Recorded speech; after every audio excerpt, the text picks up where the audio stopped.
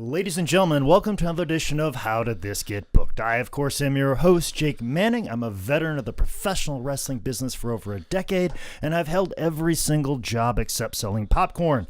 I'm joined, as always, by my friend, my co-host, my sounding board for life, the man who has kept me from quitting wrestling. Within the last 15 minutes. Within the last 15 minutes, more than anybody else. Zane Riley, how are you doing? Jake, I'm well. It's my weekend was better than yours. Oh, from the story, Okay. from what I've heard. My weekday, I had a weird one the other day. Opening day, I went to go watch the White Sox game in Charlotte. Went to a bar. A buddy wanted to go. Invited him. He invited some people. We tied on a little bit of a buzz. About 6 o'clock, we decided to go somewhere else. I parked my car, and then I end up getting way too drunk. I decided to go check on my car to just make sure it was locked because I had some of my podcast equipment. It still in there. exists on this point. Yes, and I was so drunk that I forgot where I parked my car, and I could not find my car. I looked for my car for about half an hour. Somehow I don't think this is a new occurrence in your life. Actually, the very first time this has ever occurred. Get out. Swear. I would have guessed that you would have got so drunk that you would have lost your car the same amount of times that I've thought about quitting wrestling. Today.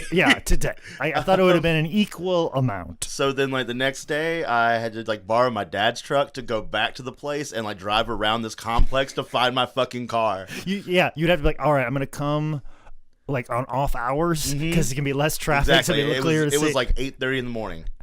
And so I had my key, my little alarm fob, just hanging out the window, just hitting it every 20 feet, trying to get it to go off. Was this in a parking garage? It was a parking garage, and there was 4 or 5 parking lots. It's a small neighborhood complex thing. Where are you at? Airsley. Okay, I was gonna say, where are you at where there's this much parking? Yeah, it's Airsley. It definitely wasn't Plaza Midwood because you're saying that it's either in that little Commons parking area or I'm taking an Uber in, period. Yeah, because if it's Plaza Midwood, there is no parking. No, I'm just gonna go home. You're looking one spot and that's it. No, this was at Airsley, which is a small. They call it a town, but it's not. It's basically 5 or 6 different buildings with large parking lots. And maybe I need to go over there. I need to go over there. Fucking find my car again. Still sober. I have no goddamn clue. And as I'm pulling out to turn left, I see my car in a Wild Wing Cafe parking lot, and I have absolutely no idea why I would have parked there over the bar that it was a quarter mile away from. You gotta get your steps in, brother. I guess so. Gotta get your steps in. Zane was like, "We're gonna have to get a little bit of workout here." So so I found my car. All was good. So then I've been driving off that high for a couple of days. Actually, it was more depression. I was like, man, I gotta see somebody about this. But then I had 2 good wrestling shows, so it's kind of whatever. Okay. Well, I mean, good wrestling shows fixes everything. It sure does. And bad wrestling shows ruins everything. Everything. And so we're the yin and the yang right now, big guy. You should see my social media right Let's now. see your yang. If you're wondering, why does Jake sound so depressing today on social media? Yeah. That's why. It's a bad show. But of course the next shows I have will be WrestleCon shows. I can't wait. Which I think we can talk about it. Which has already happened. Yes. But I was gonna suggest, can we say it? Since by the time this comes out, it's occurred. I don't know if it's going to occur or not. You know how WrestleCon goes. I know. But what it should be. Listen, of all the WrestleCon shows, twice, the match I thought I was going to have got changed immediately beforehand. So I don't know. And then, nothing's going to don't want to jinx any of it. I hopefully, like I said, I'm booked for 3 shows. One of them is for sure. The other 2 were solid maybes. So a real hard maybe. Yeah, there's a lot of really hard maybes. So hopefully I've wrestled 3 times. If I've wrestled 4 times, something has horribly gone wrong in the wrestling. One of the New Japan guys is dead. So yes. Yeah. So I'm taking over for Will Ospreay. Yeah, I hope you're ready. Watch my flip. Will Ospreay killed himself Thursday night at the Super Show, and that is why I wrestled more times than not. Yeah. Because Will Ospreay was like, you know what? The only man who can take my place is this guy over here with a tent. I don't understand why he did this, but he wrote a will and testament before he went out there on his cell phone, and it named me specifically guy with mustache and tent. And Will's will said that if anything is to happen to me, the Man Scout is the closest replacement to me WrestleCon weekend. Which Because he is- almost killed himself last year, so it would make sense why he would have a Will Which this year. us using Will Ospreay as a hypothetical ties into the movie because Ospreay comes back. We'll talk about it when we get there. Okay, please don't forget, because sometimes we leave these hanging chads and we never come back to them. No, Chad is going to be taken down. Okay, well, I'm going to write it down as a note, just as a case. So, but I'm going to What write. the fuck does Will Ospreay have to do with what we're talking about? Okay, absolutely, we'll do that. But also, too, I'm writing that note on the same card that talks about the reviews for people that have been leaving reviews on iTunes and Stitcher. I'm putting this right at the top. Also, too, no guest today, so we're doing a pop culture thing. It'll be fun. Once again, we're doing a pop culture We event. talked a long time over our guest here today. Yay. But yeah, so this is wrestling and pop culture. But also too, like I said, I want to put this right at the top, make this a priority, because guys have been making it a priority to leave reviews on iTunes. Also too, we are available on Spotify. So if Okay. you've been listening to us on any other platform and you want to switch over to Spotify, please go ahead and do so. All I ask is that you guys take a screenshot of us on Spotify. We'll retweet it at me, at ManScoutManning, at Zane, and whatever his shitty. Am I real bad? I'm still waiting for at Zane Riley to give up that fucking name. Yeah. So now But you're it's, Zane at X Zane Core. X Core. It's always been since 2000, whatever. Yeah, so just please do that. So I'd love to retweet it and let people know that we're on Spotify now, because that is a preferred platform for people for podcasts. So I've been waiting for this for over a year now. So if you've been listening on iTunes or Stitcher or anywhere else and you're going to click over to Spotify, please go ahead and do so. We'll probably do a reviews thing for that in the future as soon as I figure out how to operate Spotify. Yeah, it's hard to do from your phone, especially if you're signed in under your own podcast. Listen, I'm iTunes ride or die guy. Yeah. That's where I'm at. Thank you, Steve Jobs. I mean, I'll watch your movie. R.I.P. Pour a little bit of this green tea out for you. I watched the Steve Jobs movie with him and Michael Fassbender. Not him, man, but played by Michael Fassbender. Every time that's on, I watch it. Yeah. Because I just see Steve Jobs' side of every argument. Even though he's being a massive asshole, I'm like, yeah, I can see that. See that? I see. Yeah, you definitely should be a dick to your daughter right now. Yeah. That's the same way every time I watch Semi-Pro, I see where Will Ferrell's coming from as a guy that's a promoter to booker. It's like, yep, nope, definitely got to lie about that big check. Yeah, Definitely get that out of there. And that's why I'm happy that we have multiple iTunes reviews to dish out to these Some people. of you guys just find us? Yeah. What is going on here? Like I said, when we make this a priority, people call to action and they get right to it. Although I haven't sent out a lot of T-shirts to a lot of these people. T-Bone Duffy, though, who used to be atop of the poll for iTunes, I just saw it at Northeast Wrestling. T-Bone, good to meet you. Glad to press flesh with you again. Even wore the How Did This Get Booked T-shirt All right. to the March Mayhem show for Northeast Wrestling, so I appreciate all your support on that one. But also, too, big ups to Bam Pop 32. He wrote a review on iTunes. Also, to our good buddy Steve Messa. Oh, Steve. About fucking time, Steve. Yeah, thanks, Steve. We've done so much free content for you. You couldn't fucking take a second to write down a message before now. Yeah, this is a long time coming, Steve, so Yeah. it's about fucking time. You remember that time you had that New Japan panel at a SuperCon and no one came to it? And But then, we came. Then 15 of us showed up drunk and we were like, nah, just start over. And you started all over? Yeah. It's about goddamn time. About time. We've been supporting you for a while, so I appreciate the support now. But I wish you could be at the top of a poll because we do love you so much, Steve. But you are not at the top of the poll for iTunes. BK 102081. You are now at the top of the poll. Ladies, please, somebody else leave a review on iTunes. I'll have to say that every single week. I also feel that you're some type of Russian sex bot. And Yeah. you're going to slide into our DMs. And we're like, what size t-shirt do you need? And you're going to be like, hey, how are you? I am fine, is going to be your reply. Yeah, because I obviously have not sent a T-shirt to you, so all of you, please get up with me. My DMs are wide open. Yep. My DMs are wide fuck open. There are no walls. There around are no these DMs. walls. Just slide into my DMs and give me your shirt size and your mailing address, and I will get you a T-shirt immediately. There are no firewalls here. There are no firewalls. There is no protection None of that makes sense. from dick pics from me. No, not at all. So But then on Stitcher, unfortunately, _Ray_ you are no longer at the top of the poll. But I am sitting beside the Manning Cave sign. So. Yes, and she told me that go ahead and hang that up And don't worry if it falls down, she'll just make another one. Jesus Christ, did you just have, she's an arts and crafts room at home, or is she just like, don't worry, I make these all the time? She has a Ray room where she does crafts. Yeah. So, but I'm very nervous about putting it Saying up. she has an array of talents. Can we keep going for about 2 hours We like this? probably could. We probably could, but we got to move on. We got to let you know that sitting at the top of the poll on Stitcher is Modern Barbarian. Whoa, That's a good name to say every single week. yeah. But Like that one. You stay on top for a minute. yeah, you stay on top for a minute. But yeah, like I said, guys, I don't think I've mailed T-shirts out to any of you new people. Please, all you got to do is leave a review on iTunes, Stitcher, and get in my DMs. Send me your shirt size and your mailing address, and I will send it up to you right away. So all you do is just leave a review, and you get a free T-shirt. It's as simple as that. I've made it a priority and let you know at the top of the show. I will say your name until you are dethroned, much like _Ray, and T-Bone Duffy have been dethroned this week. Now, Zane, I got to let you know. Well, let me know something, Jake. I have this other podcast. Ooh. I know. You've been stepping out on me as well. You're right. And where have you been stepping out on me? What's the name of that podcast? The name of the podcast is Extra Talented Wrestling Podcast. You can find it anywhere you get all of your podcasts. I myself, who has done extra talent work, will go with another person who's also done extra talent work. We will talk about that extra talent work. We'll talk about the catering, and then we'll talk about what makes them outside the ring. Jake, you have been on 2 episodes, and Jake, I will tell you, you are the highest downloaded guest.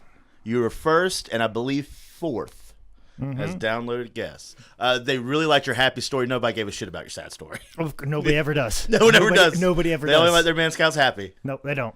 Yeah. But you dropped the ball there. He goes, you asked them what makes them so extra. Oh, See, there you miss on an What opportunity. makes them extra? See, that's what you need I'm to do. going to edit my intro to my show now. Please. But no, yes, I do have the other podcast, but you have another podcast as well. I do. It's called 10 Bell Pod, where we discuss wrestlers who have passed on to that wrestling ring in the sky or the wrestling ring down on the ground where there's some flames. Far more of those there than the show down there is better. Yes, the show is far better down there.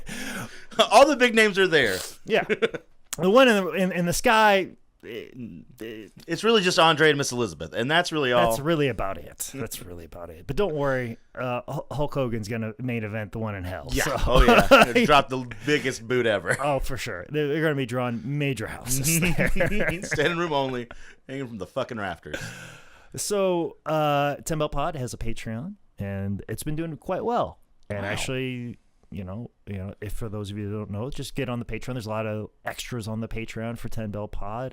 Like I'm actually going to put some clips of my stand-up, also to exclusive interviews, bonus content. There's tons of stuff over there, and people have really jumped on the Patreon for 10 Bell Pod. So much, in fact, that the production costs have been covered. Cool. And that makes me very jealous with you and me. We've been doing this longer than 10 Bell Yeah, Pod a has, lot. and now all the production costs are covered by the Patreon. Yeah. All we have is this lousy high spots. Yeah, we have no sponsors. We don't have anything. We have no sponsors. Oh, we have no sponsors. Sorry, I've been listening to Art of Wrestling today. That's what it is. Maybe he's got it. Yeah, Art of Wrestling. They're sponsored by them. Even though I am employed by High Spots. Yeah, which you would think we'd get the easy one in. Which I was explained by the owner of High Spots, my boss, because I'm not going to sponsor your podcast. The fact that you collect a paycheck from me is sponsorship enough. So, all right. Yeah, hard to argue. Hard to argue. That's a good point. It's a dick point. Yeah, it's not a favorable point at all. No, definitely not. And we've had sponsors on here before. We have. Well, I'm not going to say his name because fuck him and his country soap. Yes. Because he took it away. I assume we only sold the only bar of soap amongst all platforms in which he tried. But see, I think the problem is, What is our problem, Jake? I don't think we have enough practice doing ads. Okay. So You're right. No, yeah. So what I feel like what we need to do is we need to practice. Okay. And show people that we can sell. We can sell ads. Yeah. Like we got the chops. We got the chops. We have the ability yeah. to. And a lot of an old podcast trick. Yeah. When people start their podcasts, like Conrad did this. Make up advertisements for businesses you own. Yeah. Like Conrad had a mortgage company, so one of his early talked sponsors about was it. his mortgage company. Yeah. To let people know that, hey, I have ads, and it looks like you have ads, and Yeah. it lets people in the thought process like, hey, ads can be bought on this podcast, and this is how they'd be presented. Like Now, I bet Conrad didn't go ahead and give everybody the Iggy at the very beginning of all of it, where he goes, "Hey, I'm just going to make up some ads so you guys buy ads." Yeah, also to our good buddy Ken, he Mellow Web Design. He had a barbershop window podcast, and he advertised Mellow Web Design, and it's just.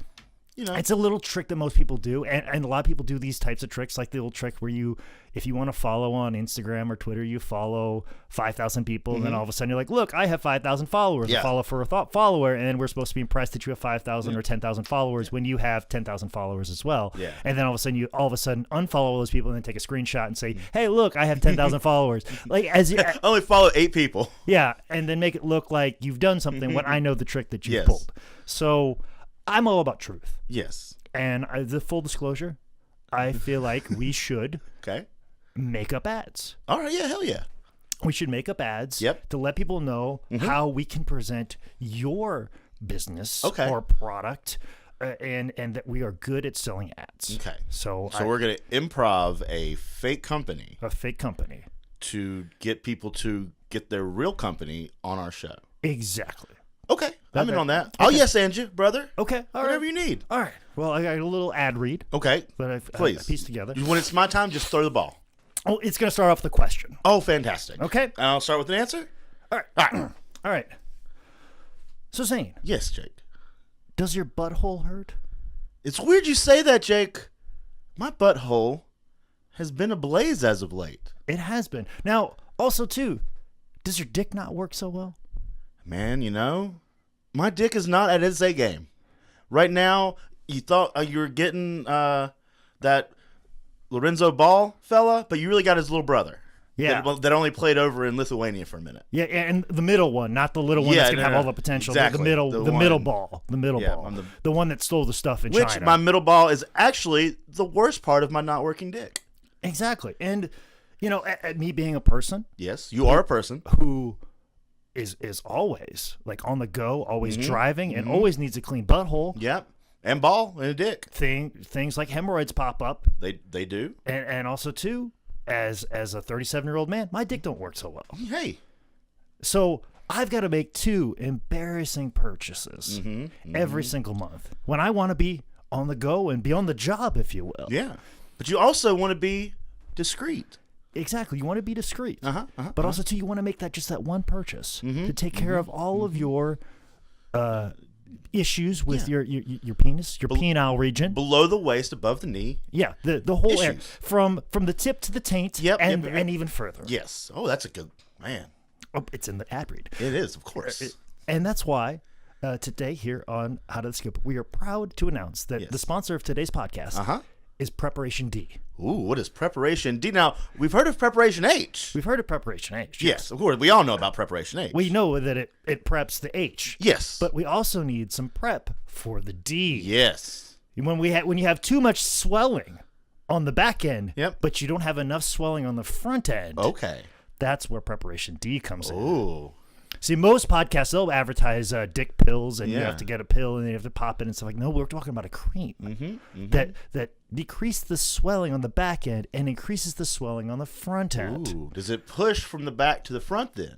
I don't know how exactly how it works. You're not a scientist. We're not. All I know is they've done double-blind placebos, Okay. and it works.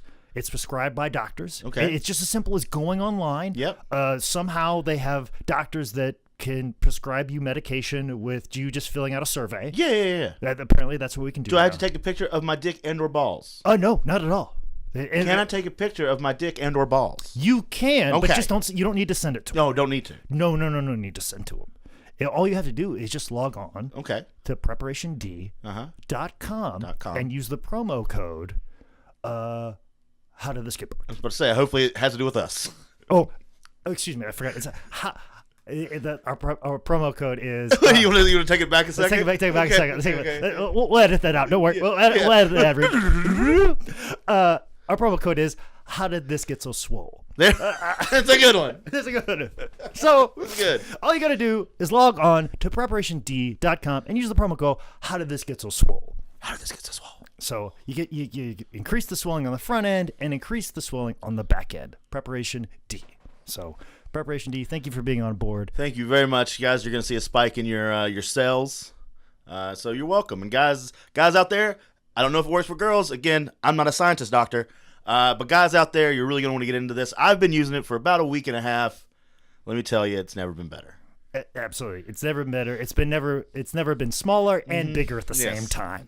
Smaller where it matters, bigger where it counts. Oh, that's a good one too. Write that one down. You missed the extra part in your I description. did, but I had to make up for it. Right there. So we've been talking about half an hour, and we have not even talked about what we're doing today. We have not talked about what we're talking about, but don't worry. Speaking about big where it counts. Big where it counts.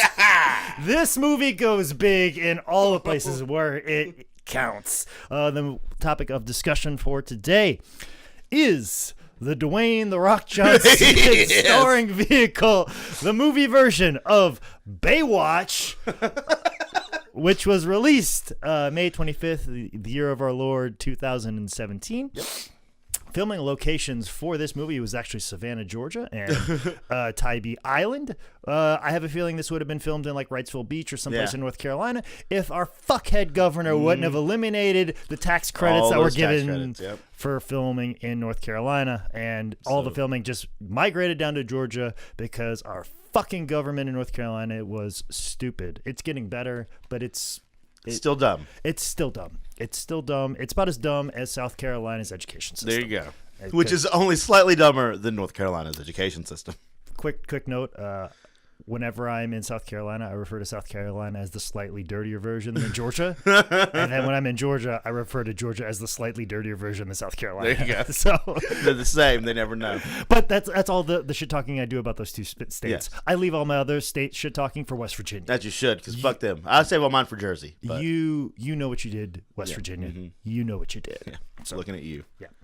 Budget for this movie was an estimated $69 million. Talking about where it counts. Which is funny because of all the dick jokes in this movie. An insanely grotesque amount of dick jokes. Now, we watched the unedited version.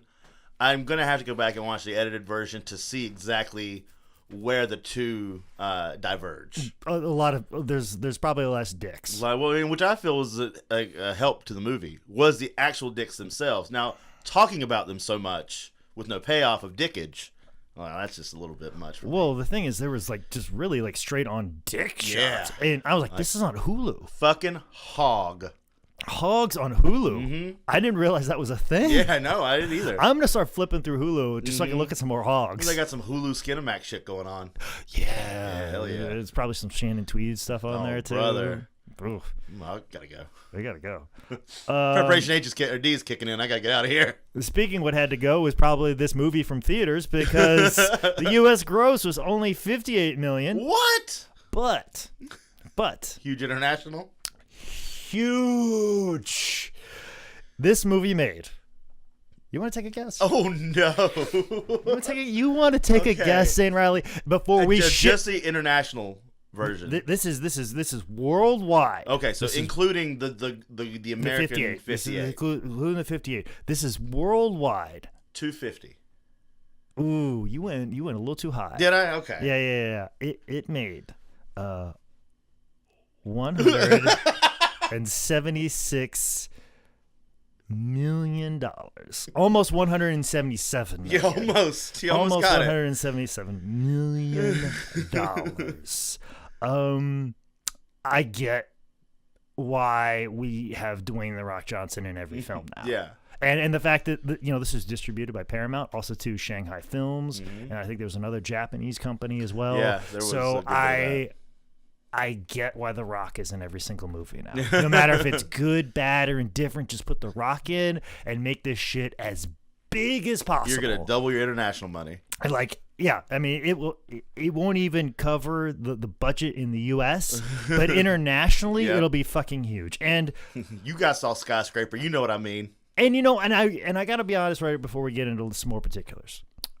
I really, really wanted to shit on this movie. Yeah. Because I feel like I am the Skip Bayless to Dwayne "The Rock" Johnson's LeBron James. Okay. I feel like I have to be the guy that holds his feet to the fire because I am such a Michael Stone Cold Steve Austin Jordan fan. And I feel like that's where I have to be, and we can't just prop him up and anoint him as the best. You can't call him the GOAT. We can't call him the GOAT. I can't call him the GOAT. I have to still stay loyal to Triple H. I still have to stay loyal to Stone Cold Steve Austin as I was as a 17-year-old. Yes. Okay? And I was very upset when Stone Cold walked out and The Rock walked off a movie set and said that the WWE was in his blood and then immediately went back to filming movies.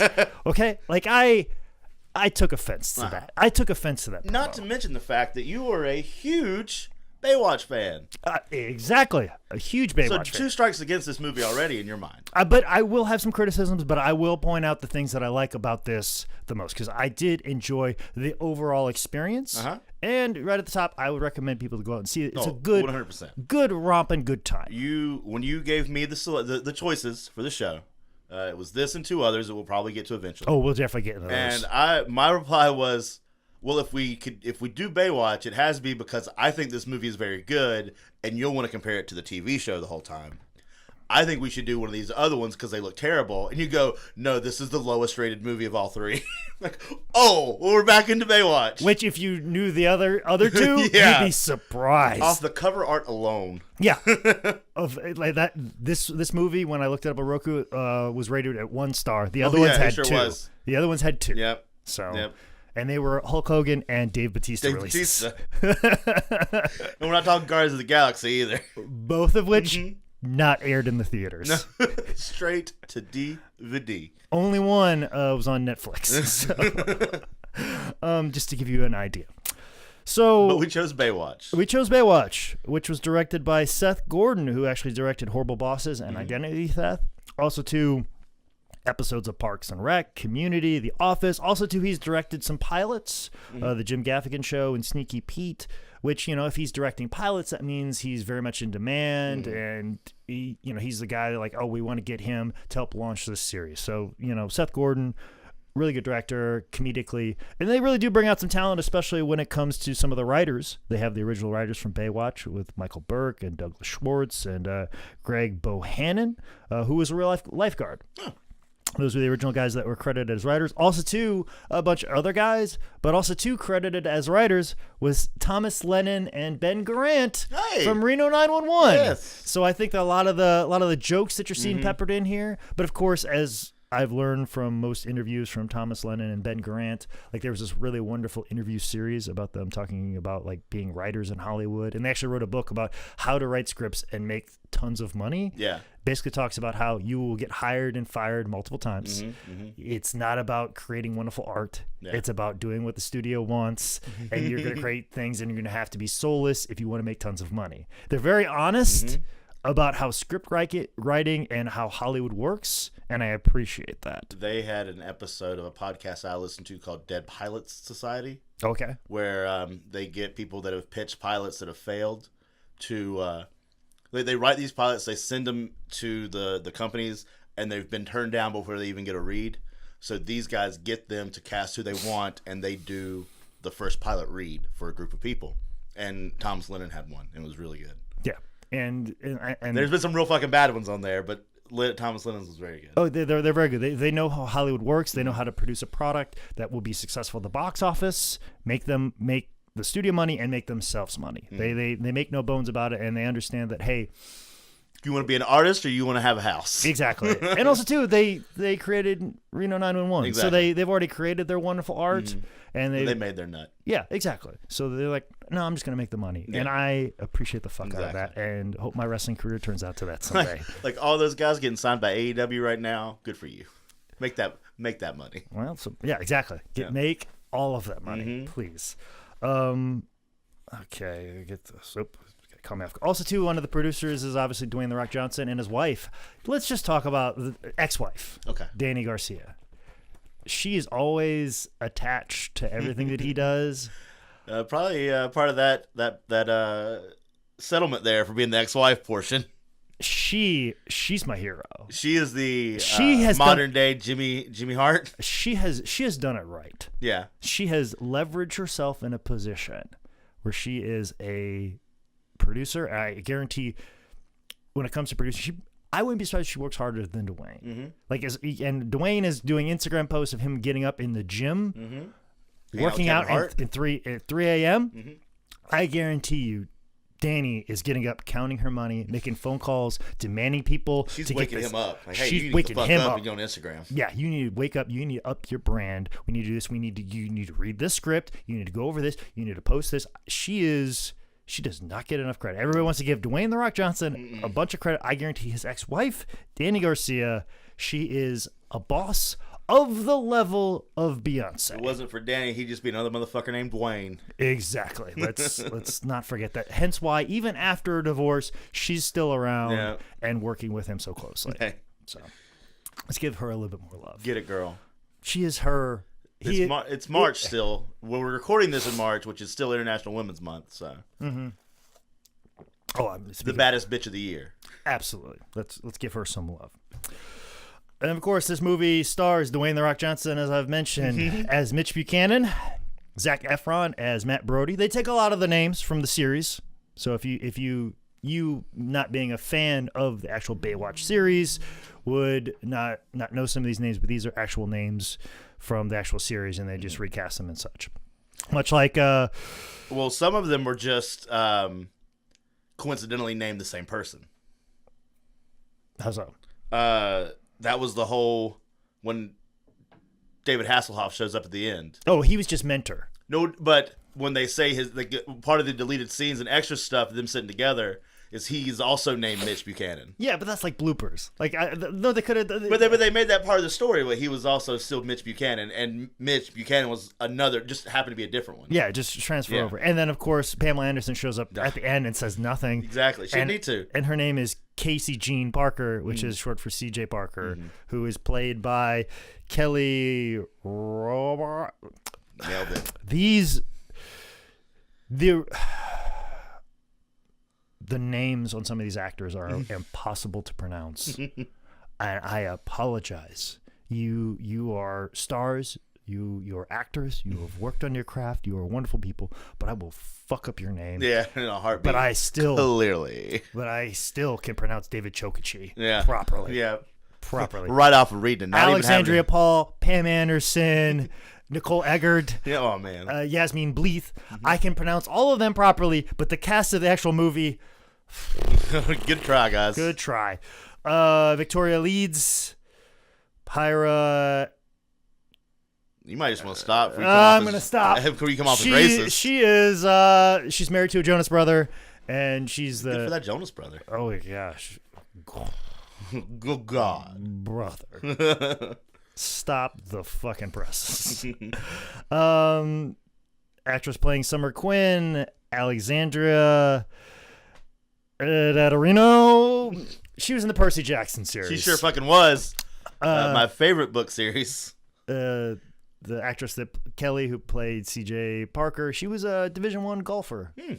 Not a lot of acting credits. Very beautiful woman. Yeah. Tough spot for her to be in. Yeah. Because you're going to be compared to Pam Anderson. Had a lot of things to fill there. Yes. A lot of things to fill. In zip up bathing suits. Yeah. There was a lot of zip up bathing suits for women. Like, don't mess a butt cheek in this. I don't know the practicality of a zip up bathing suit for a woman, especially when you're like rescuing people and there's a lot of tussling around and people fighting. It's cutting, and also too, like, wouldn't it kind of get unzipped maybe a little too easily? Like I mean, we're talking about like wardrobe malfunctions here. Like, I don't know the functionality.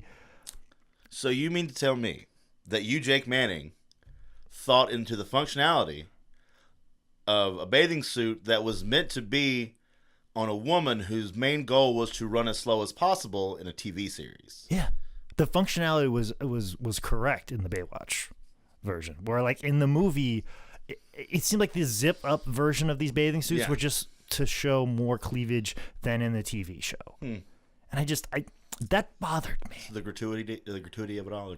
Just the functionality of the whole thing. I understand. The functionality, like One Piece seems more accurate. Now, granted, too, the One Piece had its own issues, especially with Pam Anderson, with the side boobage, and the possible leakage out the side, like sneaking around the corner. I mean, there was that issue in the TV series, and I'm not discrediting that.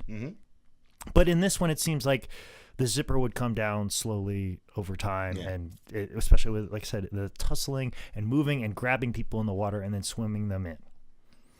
You don't want somebody adjusting their swimsuit where they're trying to give you CPR. Trying to save your life. I'm just saying. Also, do some of the other cast of characters. Just say Hannibal Buress and let's get going. No, I have to give these all credit. The actress that played Stephanie Holden, I'm not even going to try. She's on Billions. Yeah. People like that show. I feel like we need to mention that. If we don't, I've done a bad job. Even also with The Rock, right? No, that's Ballers. Ballers, Billions. Billions is Paul Giamatti. Yeah, but Billions. I know Same people. guy. I know people like it. I know there's a lot of comics on it. I feel like if I don't mention it, that's the only reason I'm just not just giving the Hannibal and moving on. Yep. Also, to John Bass. He plays Ronnie. Best person in this movie. Yeah. Sergeant Ellerby. Yeah. Played by the guy who plays Black Manta in Aquaman. Mm-hmm. Also, too, he's going to be in the Watchmen series for HBO. So he's going to be blowing up very soon. Also, too, Hannibal Buress, Rob Hubel, and The Hoff and Pam Anderson make cameos, which we'll discuss later. Which I wish they wouldn't have given them opening credit. And make it a surprise. And it'd be a surprise. Yeah, I would have liked to see that, but I get it. I also get why they wanted that credit. I mean, But also, too, before we discuss, I do want to bring up a couple of things that I saw on IMDb that I thought were hysterical. Yes. Most specifically, IMDb plot keywords. The number one.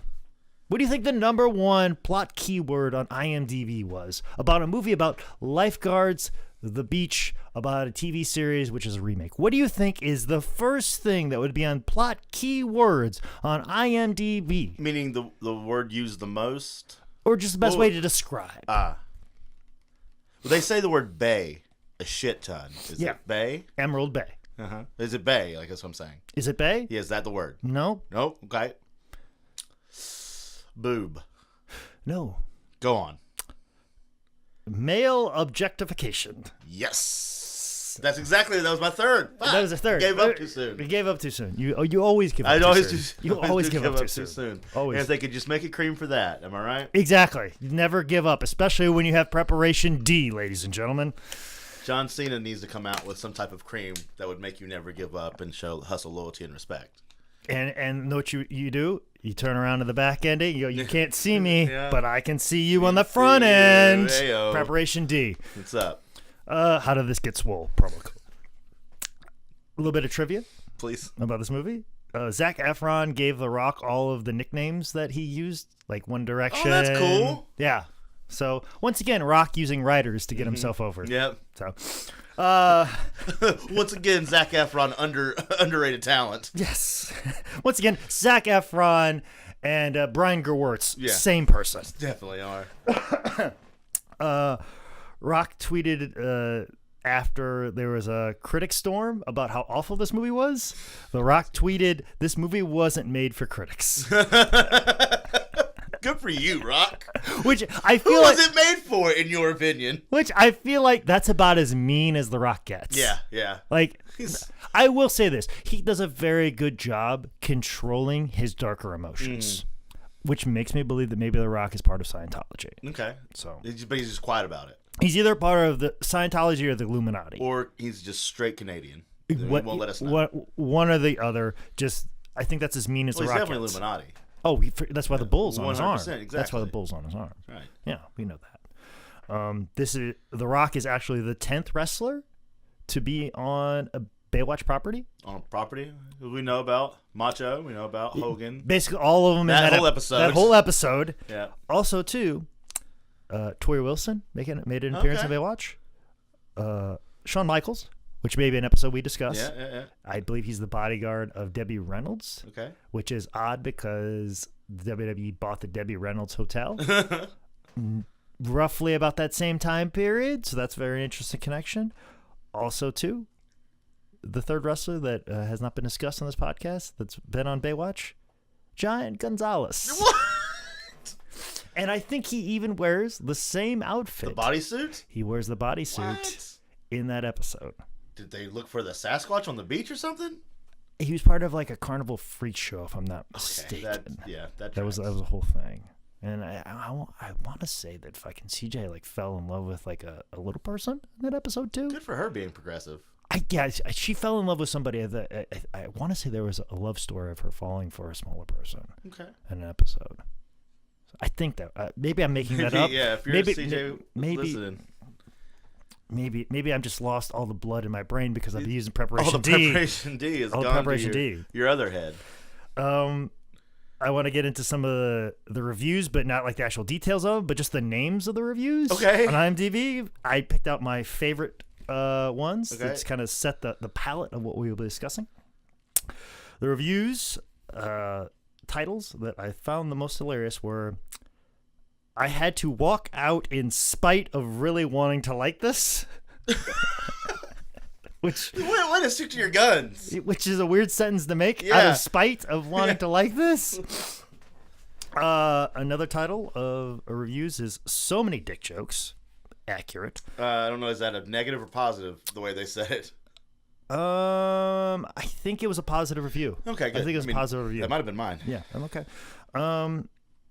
Really depends what you are looking for.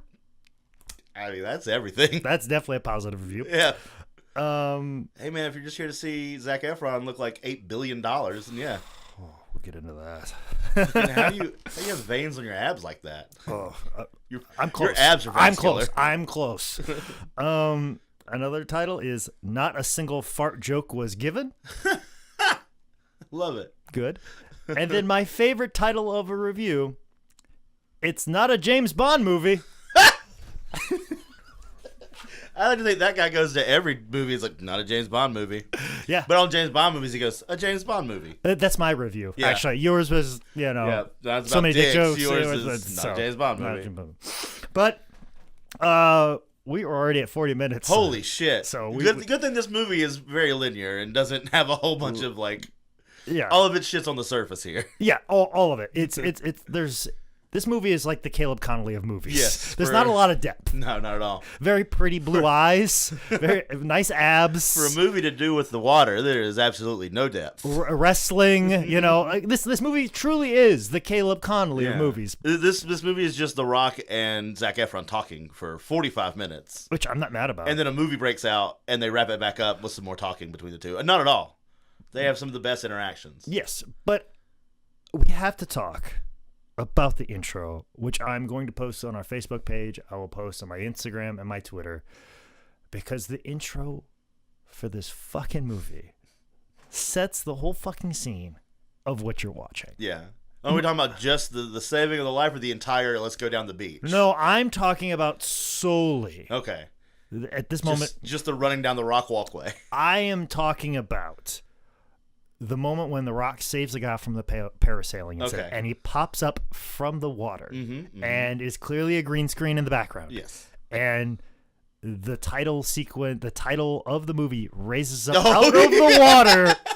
And also in the background, dolphins jump in formation, high five each other, and then go back down into the water.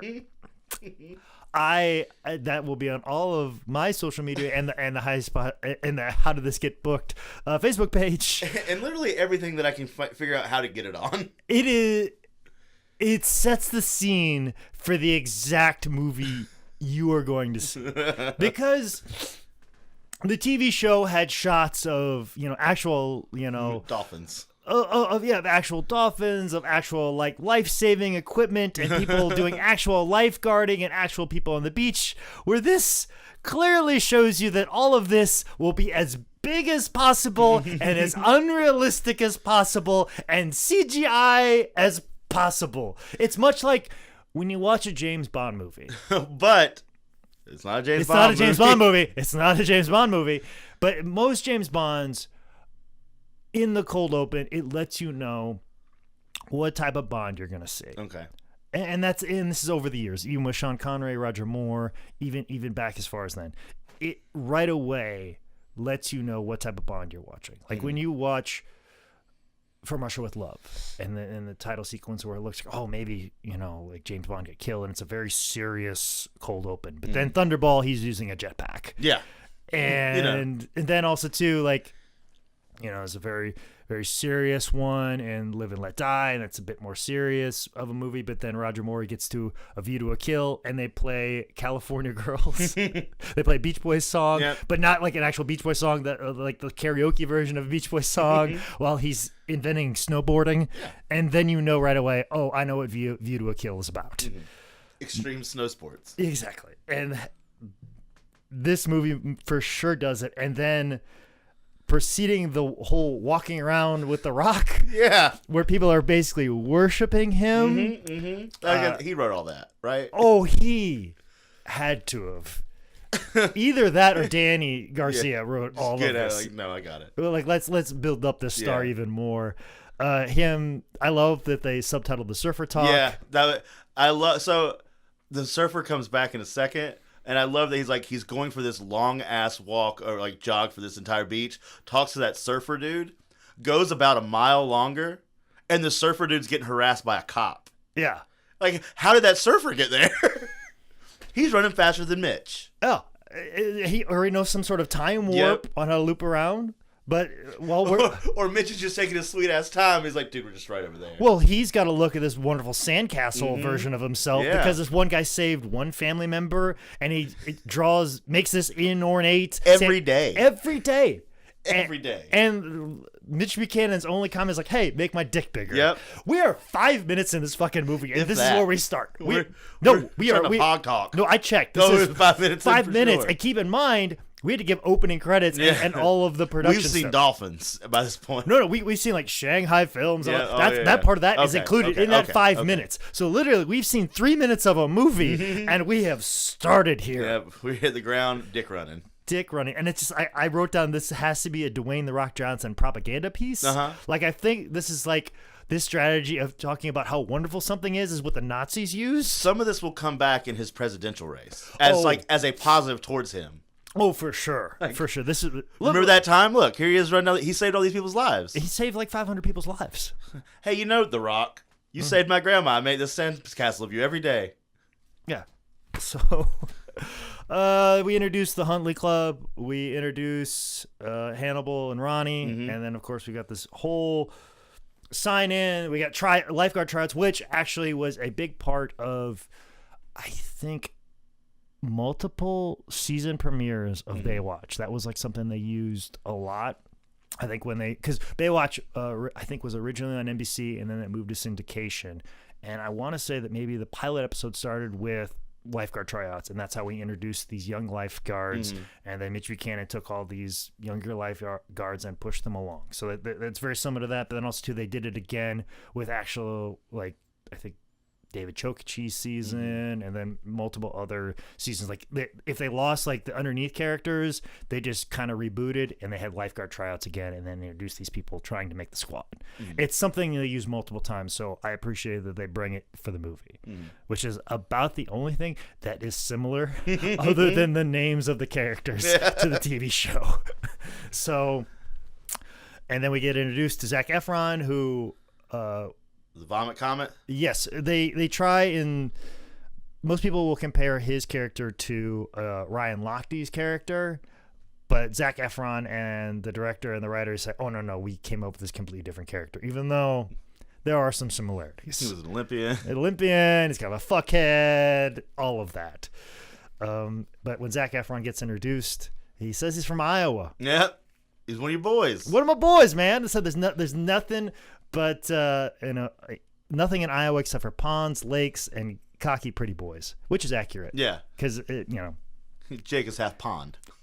Yeah, exactly. Is that where you're going? No, I was gonna go cocky pretty boy. No, do a whole bit about I'm a cocky pretty boy, but we're already like 48 minutes in, so we don't have time for your little bits. We don't have time for my little bits. I gotta unless you're covering those little bits in some preparation D. This is true. If you got little bits that are popping up where you don't want them to pop up, and the ones that you want to pop are popping up, make sure you get preparation D.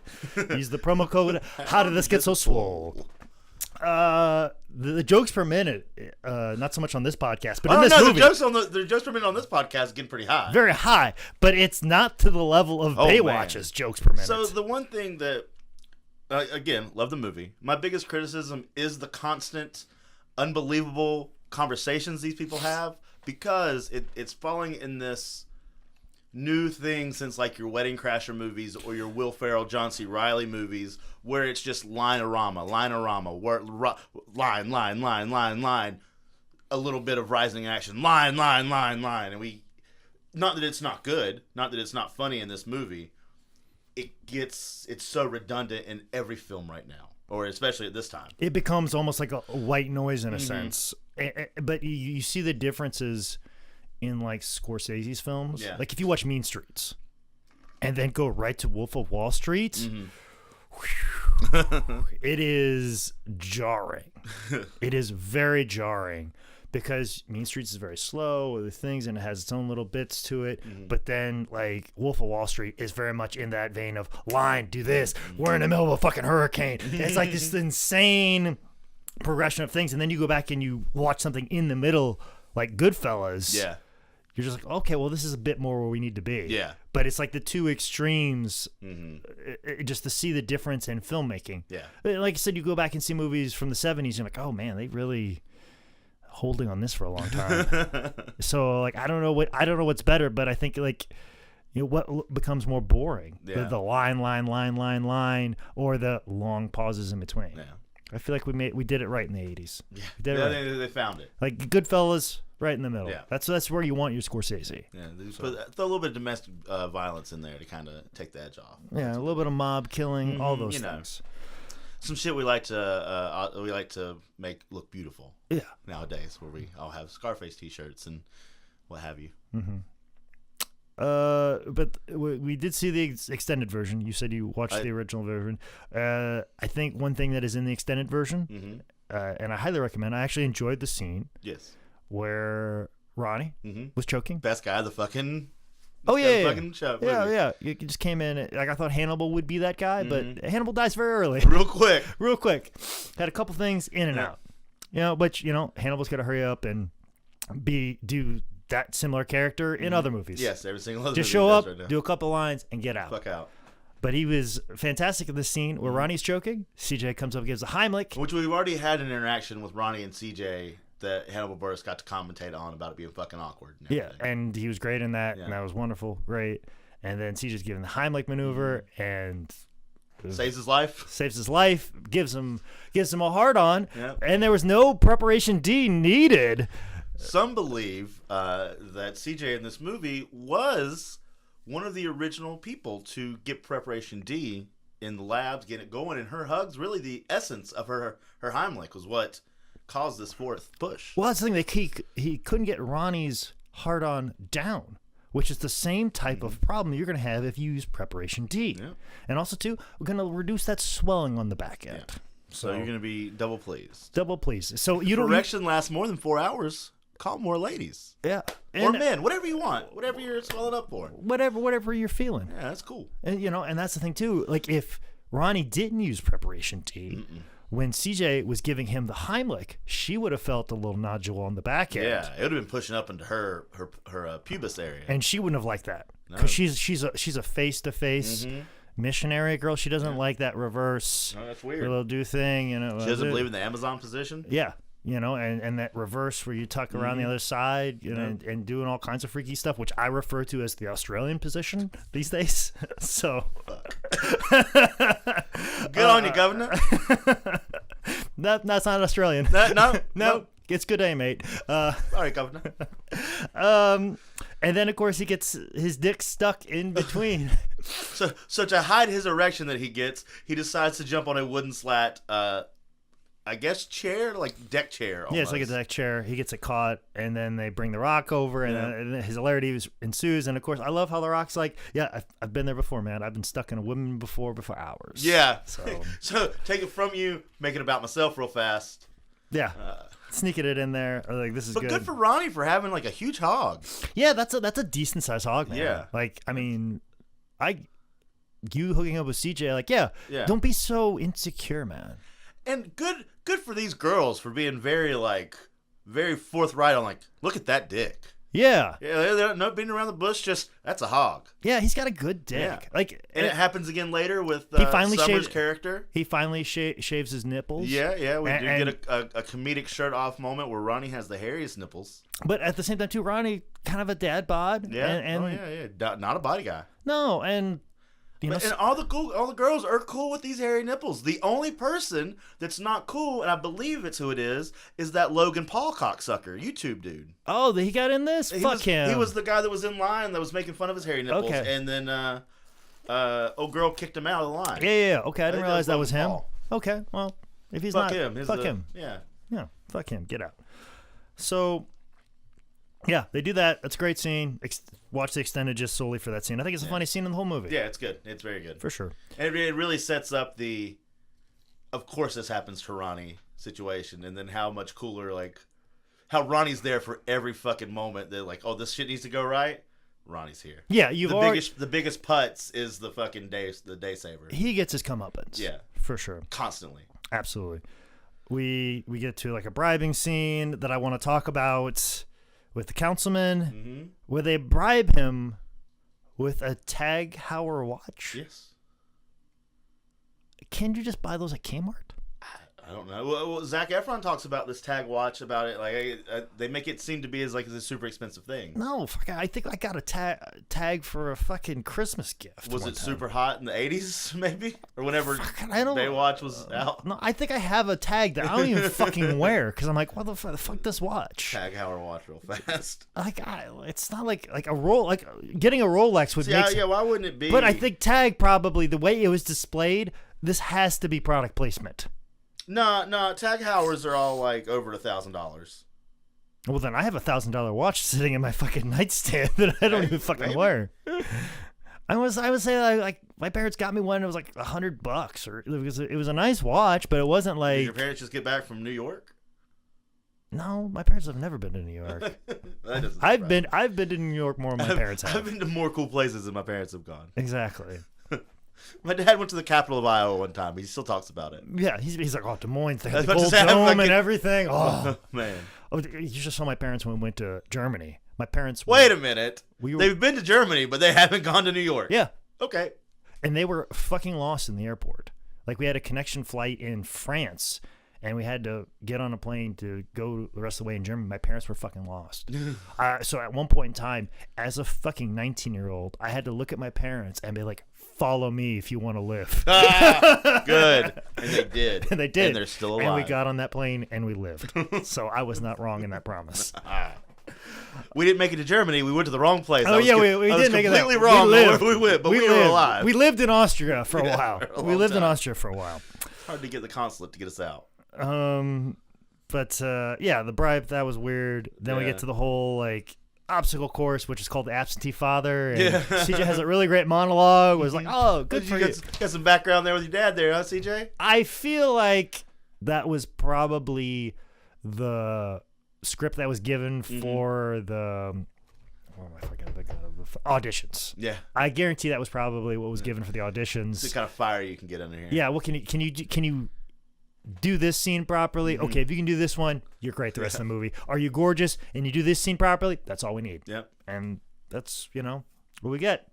Another thing we get are Zac Efron's abs. Man. I know we are at 58 minutes and we are just now talking about... We're 15 minutes into the movie. Zachary Zebediah Efron's abs. Yep. Holy shit. Yeah, man. At one point, it looks like, if I didn't already know, like I've seen other movies with Zac Efron with his shirt off, and I've read articles and shit about his workouts and stuff. Had I not already known that that's what he looked like, shirtless, at least in this movie, yeah, I would have thought that they just fucking superimposed his head on an insanely ripped man's body. It is fucking nuts. No, that man did the work. Cool. And as a man who is doing the work himself, how easy is it? How easy is it? It is fucking impossible. Like most people, like you're like, oh wow, those are some great abs, and then like you feel what you feel. When I see that, I see a man who feels awful. Yeah. Who is manic at times because he can't eat. He has digestive problems. He is miserable. He has consumed no alcohol for months, perhaps maybe even years in prep of this role. And you can't save lives looking that well. That's another thing that I see when James Bond movies, when Daniel Craig like has a drink and he looks the way he looks, I'm like, oh, no. You would not be drinking alcohol and look that fantastic in a bathing suit, Daniel Craig. Those two things It did not work. They don't match together. You had a water martini. Shaken, not stirred. That was straight up water, and that was the only calories you had that entire that day. olive in that drink is the only thing you've had to eat in the last 27-hour span of time, isn't it? So I guarantee on the day of filming this shirtless scene, Zac Efron was as miserable as he possibly was in his entire life just to look this fabulous. I want to see him and The Rock work out together. Like, I want to see that. Oh, The YouTube video. Rock's crushing. He's doing like heavy weights. Zac Efron's doing what I do, where it's like 100 reps of an exercise. Okay. Doing the Chris Jericho. Oh yeah. You just do 100 reps of something and move on to the next. 100 Okay. reps of this, 100 boom, and then boom, and then you're in and out, and then you're just starving yourself the rest of the day. Cool. It's that. Cool. But then what leads into like they have to go save somebody, and real cool scene. It's Zac Efron driving a bike and he jumps off the pier. Yep. You know, fake as fuck. Yeah, but fucking is it exciting. very John Woo. Yeah, very John Woo, but very fucking cool. Yep. Made me go woo. Yeah, John Woo. John Woo. But this is not a James Bond movie or a John Woo movie. It's neither nor. Jet Li is not here. Not here. And they have to bring them in to do CPR on the beach. You know, those kids are underneath the water for a while. I think you can kind of do like mouth to mouth while in the water. That's why those boards are there. Mm. I'm not for sure. I took lifeguard training like a long time ago. Like I was actually a certified lifeguard for the Boy Scouts of America. Yeah. And actually, you know, for the entire week that I was at Boy Scout camp, I was a lifeguard. And I'm trying to. I think that's probably why those boards are there, is so you can prop their head up and then breathe, like so you don't have to bring them all the way in to start them out. You can get started. I think that's a thing, and I think I've even seen that on the TV show. Baywatch. Yes, on the TV show Baywatch. Which this brings me to my point. Like, it's such the ridiculous thing of jumping off the pier, and then me asking that question made me search this, and it reminded me why I like Baywatch so much. Because as we saw the one episode, a lot of melodrama. Because we watched an episode dealing with the whole cancer issue of Stephanie Holden. And there was pro wrestlers there with two sides. And there was of pro the wrestlers, and they had a match to save this children's youth home. Yeah.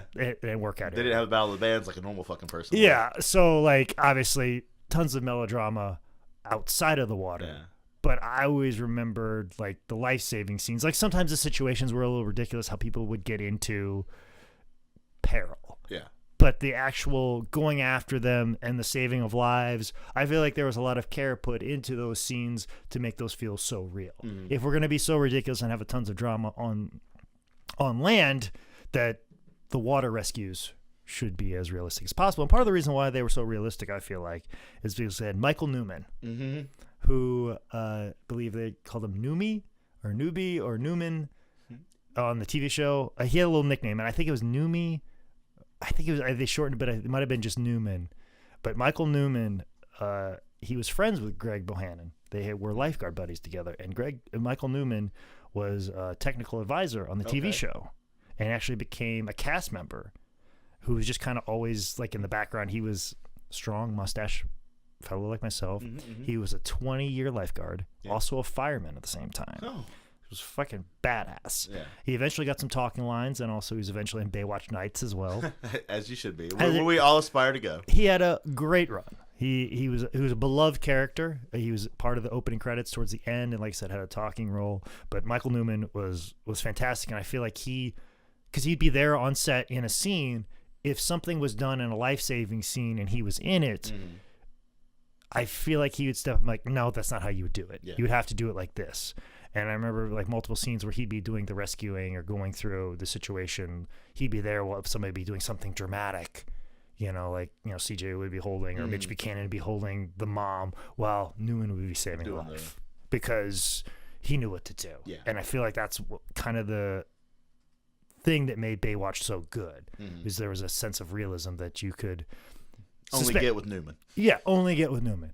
And seeing this particular water rescue scene makes me go, ooh. And it was like, I don't even fucking care, man. Whatever. Yeah, I was like, oof. Like, they definitely did not get Michael Newman as a technical advisor on this one. And I feel bad about that. And then I looked up what Michael Newman is doing these days. And unfortunately, he was diagnosed with Parkinson's. He did? No, he's still alive. And I wish him nothing but the best. Yeah. He was a big part of my childhood. So, Michael Newman, think about him. This one's for you, kid. This one's for you. This podcast is for you, Yep. Michael Newman. So you were a big part of my childhood, and you made one of my favorite TV shows a little bit better. And with your realism. And maybe you staying away from this movie. Probably the best. Probably the best. Yep. I feel like this would have pushed you over the edge. Yes. So had you not already had it, this would have given you Parkinson's. I feel like you would have strangled the shit out of Dwayne "The Rock" Johnson. Dwayne, can I talk to you for a minute? No matter what your physical ailment and your limitations were, you would rise up and find the strength to overcome. Now, I feel like you would assess the situation probably because you were a firefighter. Yeah. You would probably go to strangle Zac Efron. Yeah. Because you know he's weak and he is starved at this moment because he's trying to get his abs. And I would put strong money that you would win that fight. Yeah. So... And using that as a sign to The Rock, you're next, motherfucker. Yes. He's building his way up. Mm-hmm.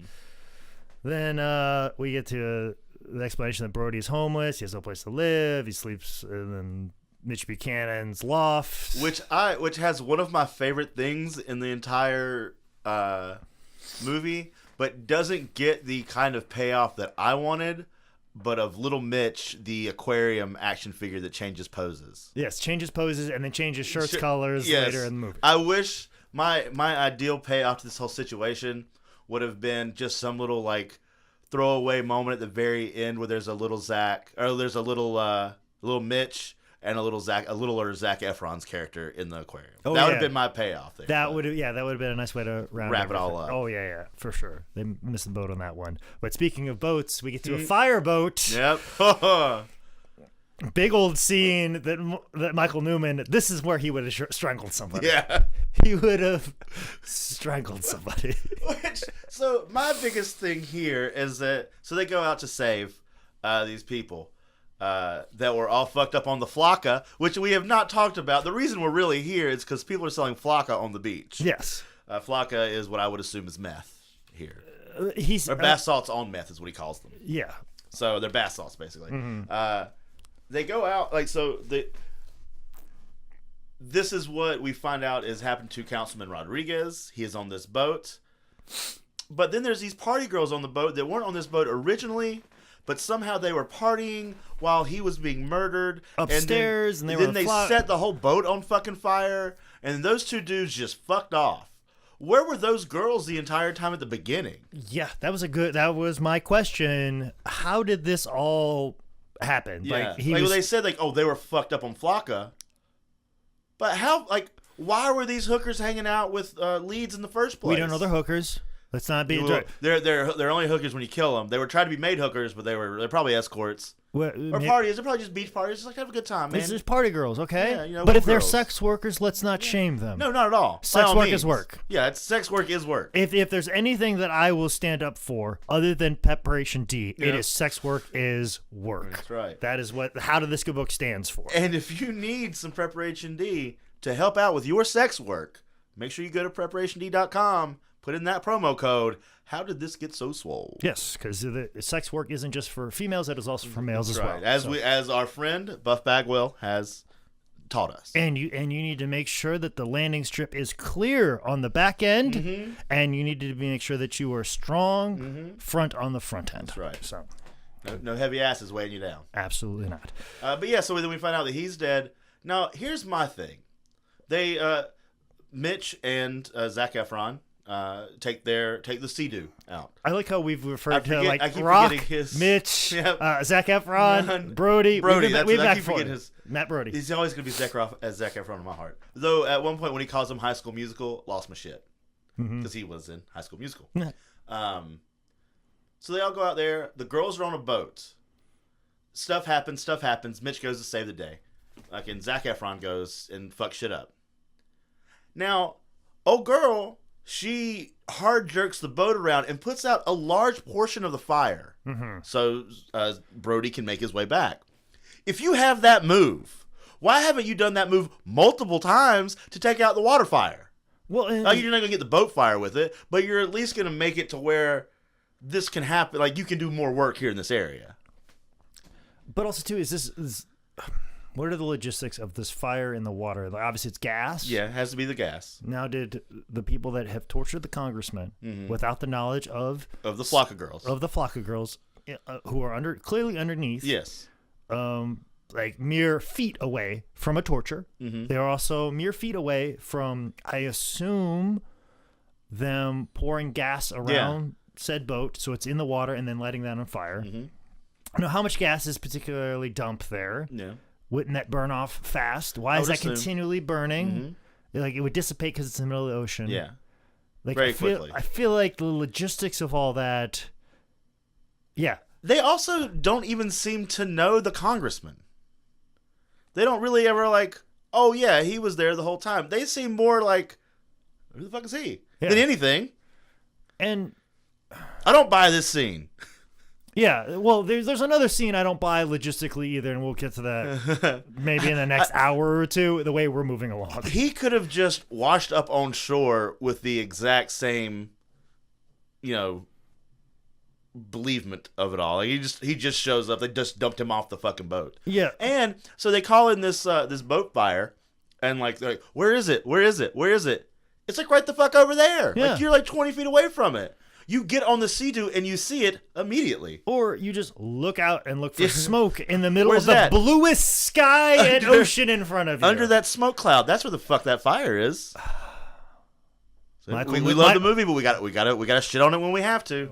Michael Newman is walking over very slowly. Yeah, he's walking over very slowly. He's doing his hand exercises. With his hand exercises, all of a sudden his hands are very steady. His hands are very steady to strangle the life out of somebody. So, unfortunately, Zac Efron was able to hop up on the back of the Sea-Doo just in time. Just in time to get out of it. In his head, all he heard was doo-doo, doo-doo, doo-doo-doo-doo-doo-doo-doo. And then he hopped on the Sea-Doo and was gone. Yeah. So that happens. They reveal it's the congressman. Yeah, all that. And then they're like, we need to investigate. Like, we need to go to this party. Yeah. Where Leeds, we've talked about very little in this episode, but I would love to talk about the character Leeds and the actress that plays Leeds and how the fuck she looks in this green dress. How she looks in everything in here. She looks fantastic, but this fucking green dress. Yeah, no, I get you. I feel you, Bubba. God fucking damn. It gave me flashbacks when I had a crush on Jessica Singh back in college. Just... You can't squeeze that microphone so tight. Sorry. We might need to take a break. I might have to use a little bit of Preparation D and squeeze something a little bit harder. Yeah, no shit. And fast forward to a certain point on Hulu, because apparently on Hulu you can just show dicks and whatever everywhere on a movie. So it's going to make SpongeBob SquarePants a lot weirder when I watch that later. Yeah. That deleted scene of SpongeBob with his dick out. Yeah, I mean, how much dick is in like SpongeBob SquarePants? That show on Hulu. We'll edit that out. It's whatever. We'll edit that out. Don't worry. We'll fix the ad read as well. Yeah. Come to find out, Hannibal has just now turned to the bad side all of a sudden. Has kind of been around there for a minute, but we don't. But it's weird. We get the information later. So originally they talk about Ronnie makes the statement, "Don't say that I'm the tech guy," and that's just kind of like left as it is. Then we get more relationship between Ronnie and Hannibal Buress. And now all of a sudden Hannibal Buress is her hacker guy. And they don't... It's still a little while later before Ronnie ever gives up that part of, oh yeah, we did tech shit together. And that's how we know each other. And there's a little bit with the drone thing. Yeah. And yeah, there's a little bit of reference to that. But like, the fact that Hannibal just turned to the bad side so quickly. Yeah. I mean, his buddy Ronnie. Fighting the good fight. Fighting the good fight. And he just like... Fuck it. Yeah. I'll work for the forces of evil. Just that easily. Ronnie's off with CJ learning CPR and playing around and flirting. He's gonna go hang out with fucking Leeds. Yeah. to see her in that green dress and without that green dress. Okay, I get. All right. Back in? I'm back in. I get it now. If Leeds came rolling up to me in that green dress and she wanted me to do some illegal shit, Who am I cutting? I'd be like, all right, I'm going to murder somebody. Yeah. And she's like, I don't want you to murder anybody. No, I just want you to smuggle in this drugs. I'm like, okay, well, I'll still murder somebody. Yeah, I just wanted to show you how much I mean that green dress. Yeah. So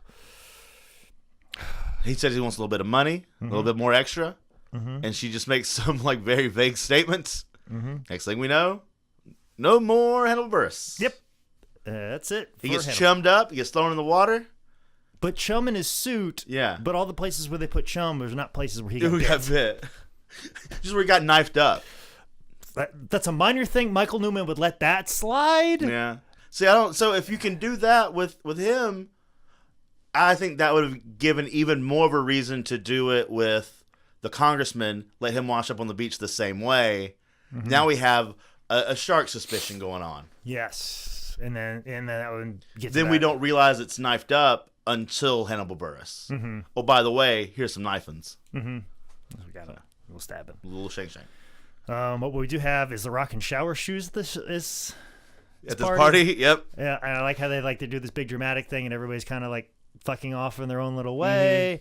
And then Summer and Brody have a very big scene about Brody's character, and we're building that. And then it's the big plan of what they're trying to do is get Brody to be lieutenant, so that way he'll just glaze by everything, and they get to do whatever they want.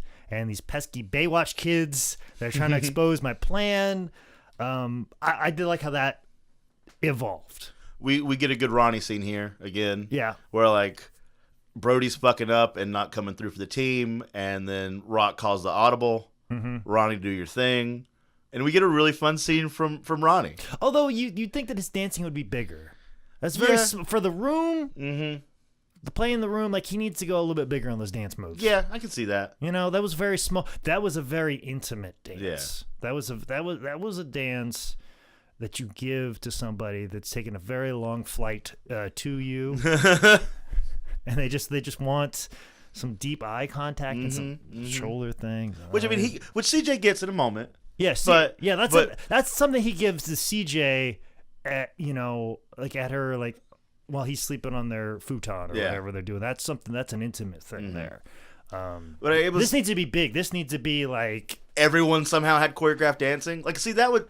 I guess this is supposed to be a diversionary thing. Yeah. Because I mean, it holds her up for just a moment, but has no payoff also because they still don't get what they need out of this moment.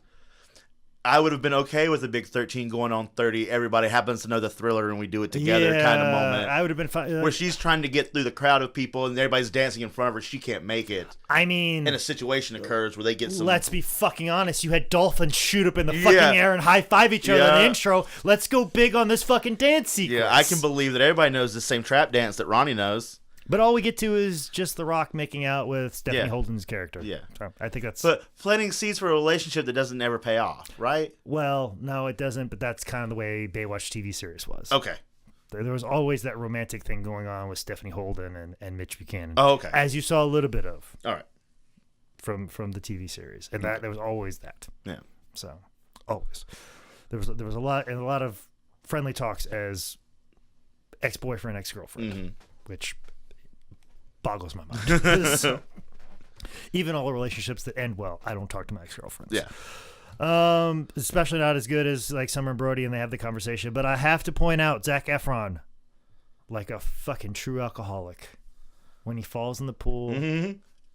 Thumb over the lid. I knew you'd see that. Thumb over the lid. Thumb over the lid to protect the alcohol when falling in the pool. Yeah. That's a fucking pro alcoholic move. Which I think was really sweet ass timing of the Rock giving him the thing, him going, oh shit, and there's still 2 more words of dialogue before he hits water. I thought that was real cool. Yeah. That was real good too. And then he pukes, everybody realizes he's the vomit comet. Comes back to that. Some other shit happens. They realize they got to get to the morgue. The height of the tension between Rock and Efron.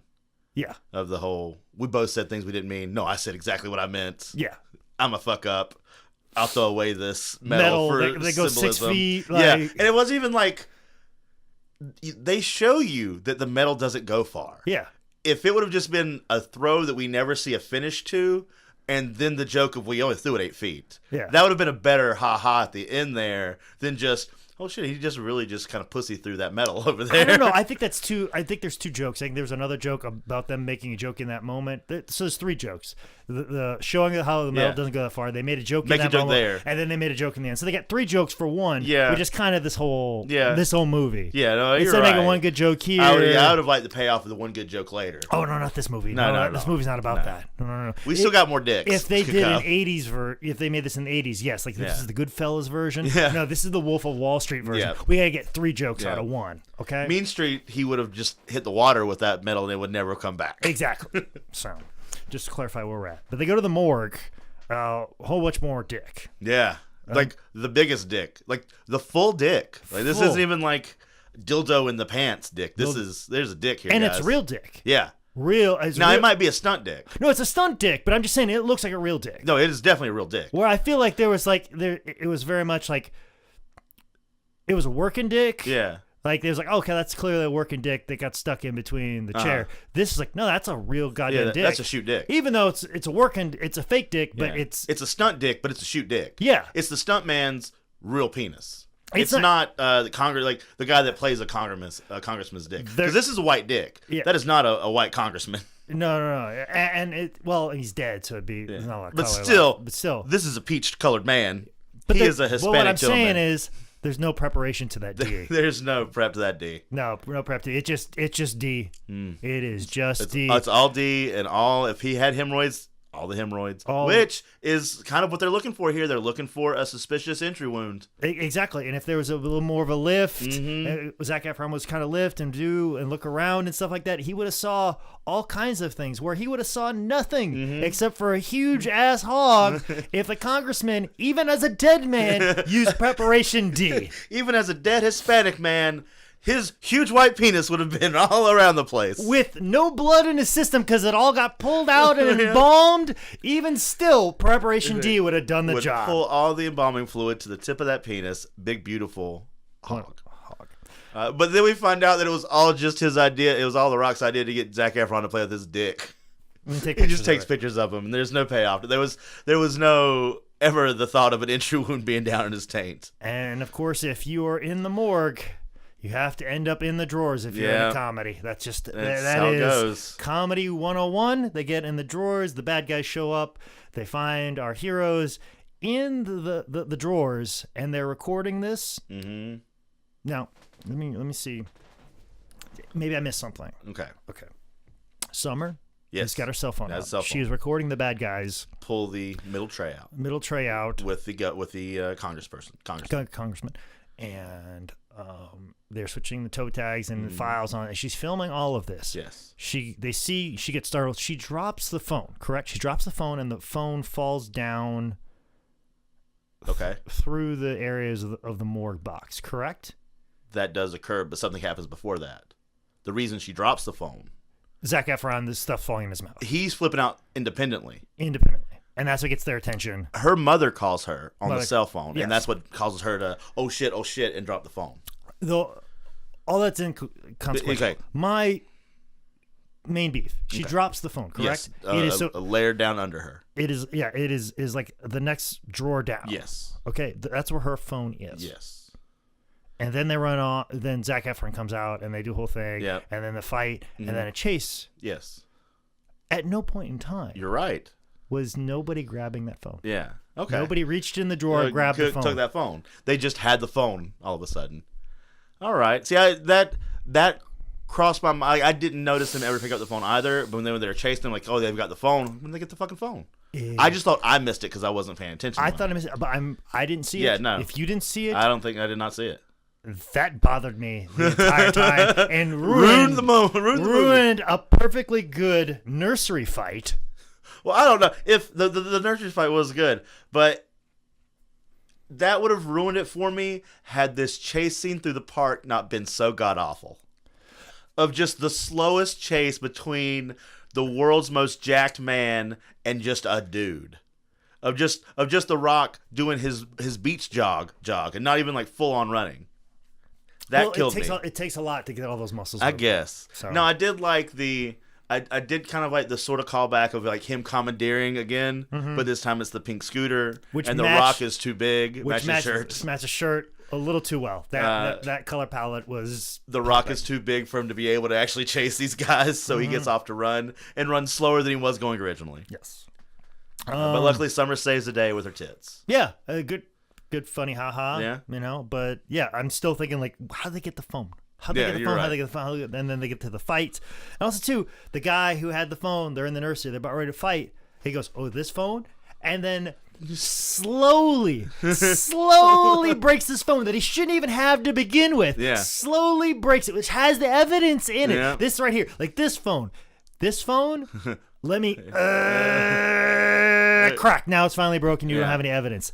The Rock, who is standing closer than you and I are standing and sitting next to each other. He could have just KO'd him. The Rock, the most jacked man in the world, sees this man hold evidence, which he has been chasing through another person's home for, and gets taunted with it, and his hands are on both ends of said evidence, clearly wide open for a punch to the face. None of this, no right hand up for the block. None blocking and dropping his hands all the way down like a dazed Mike Tyson opponent from the 1980s. Or literally any time Tyson fought somebody, but anytime.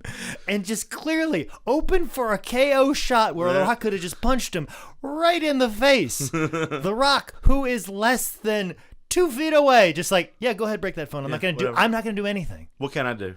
I have to put a diaper thing over your head and then throw you in a But he is able to save a picture of a child. Yeah. Which was just a cute little, not the family photo. Those were memories. Oh, but break the evidence that I've been chasing you for. Go ahead, do that in front of me. This is where Michael Newman stands up. Yeah, this is where. This is my time. This is my time. Yeah, that's where he called The Rock out. This is where he goes for The Rock.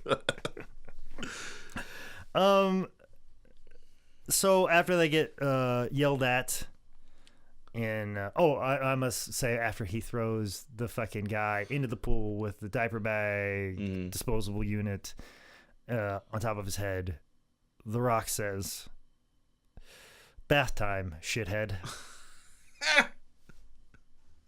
I like to think they wrote this entire movie around that one line. Or I was like, I want to do this scene where the payoff is bath time, shithead. How do we make a scene about that? Well, what if bath time, shithead? This is when they're like, all right, Dwayne, we've given you a lot of good lines. Yeah. You've had the High School Musical line, which pulled back the fourth wall. That was real good with Zach.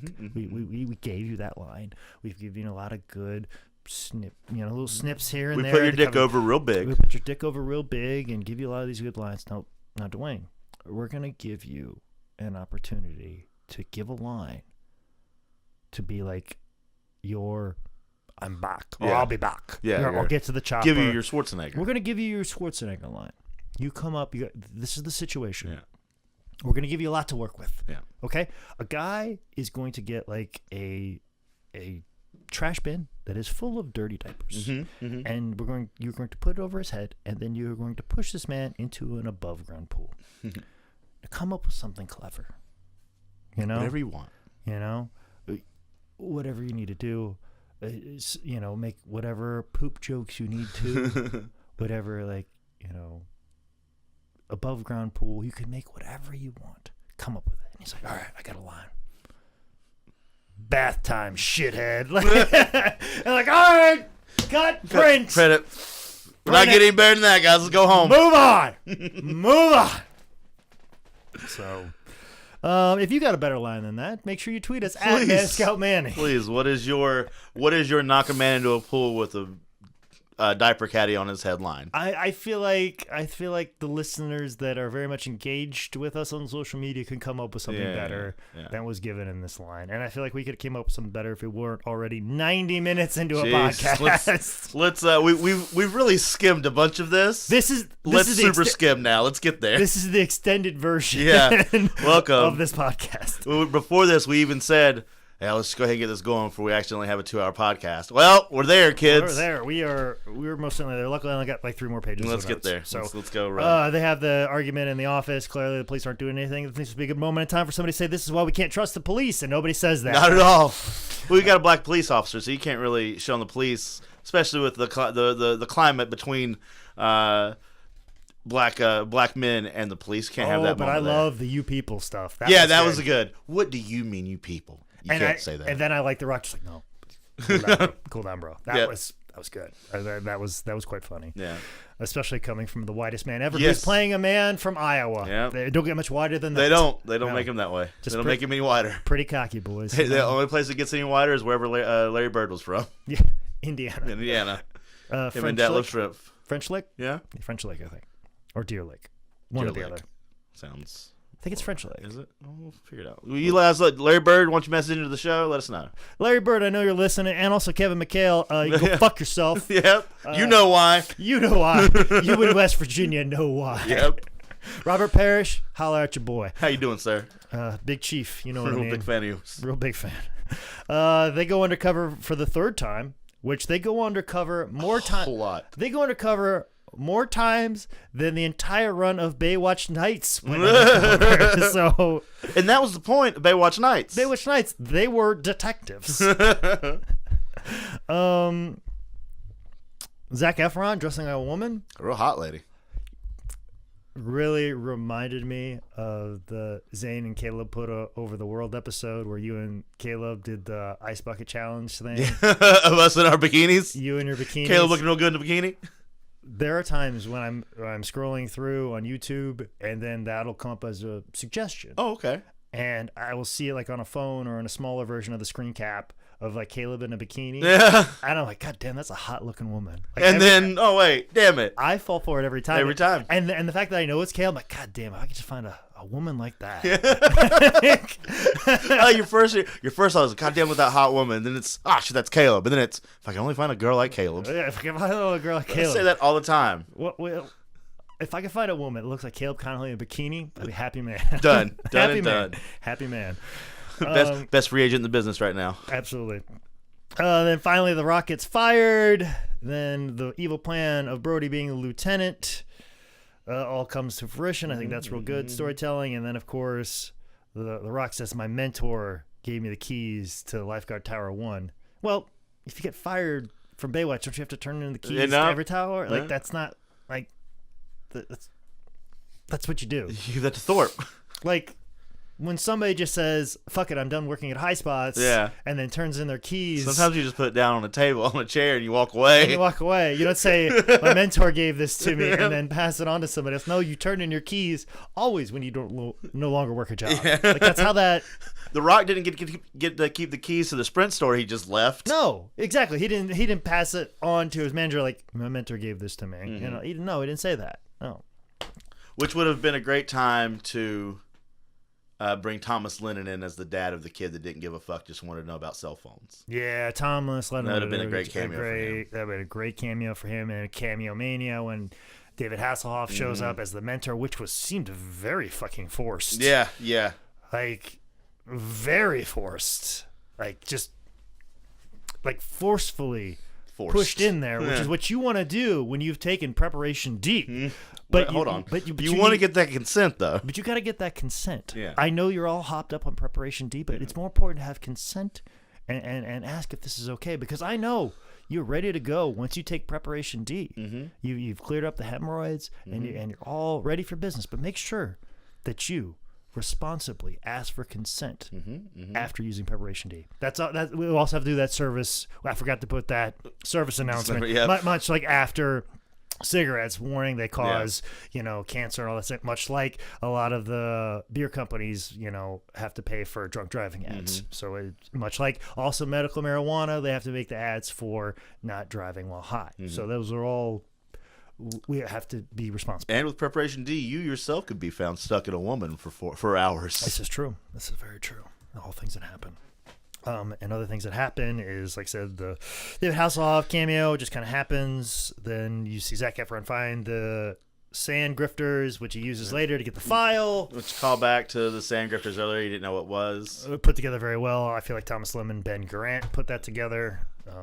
I feel like anytime that they're involved, like the comedy's there, but then also too there's those little things that happen here. The intelligence is there to it. Yeah, like here's something that's a joke, and we're gonna use this joke to set up a plot point for later. Yeah. And I feel like that's what they do well. But of course, I might be giving credit to them for somebody who actually... Might have been The Rock. What if The Rock was like, what if? Or what if it was Dany Garcia? Yeah, there it is. So I will use Again, her full name. one of the year. I will use her name every single time. Show her some goddamn respect. Put some respect on that name. Put some respect on that name. We get to the yacht party. They find Chin. We haven't mentioned Chin at all. Yeah, kind of guys, important. Chin's here. Chin's here, which is kind of the way it was in the movie. Yeah, all they know about Chin is that he owns the smoothie place, because that's brought up just a second sooner. He's the only person not wanting to sell his business to Leeds so that they can make the entire bay private. And he looks like he should be owning a far better business than the smoothie place. Yeah, right? Everybody loves Chin smoothies, man. I know, but like, he seems like he... What do you think he should own there? Man Scout? You think he should own some prosperous restaurant or something? I feel like he should own an entire hotel himself. Fair enough. Chin's. Yeah. Yeah.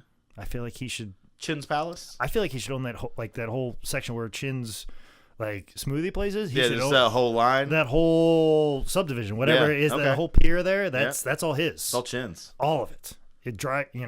I was gonna say dry cleaning. That was super racist. Right there. I was gonna say, but I was thinking more like a shopping, like he'd own the Starbucks there. He would own like the Sprint store that The Rock was working at. He would own that entire like shopping area.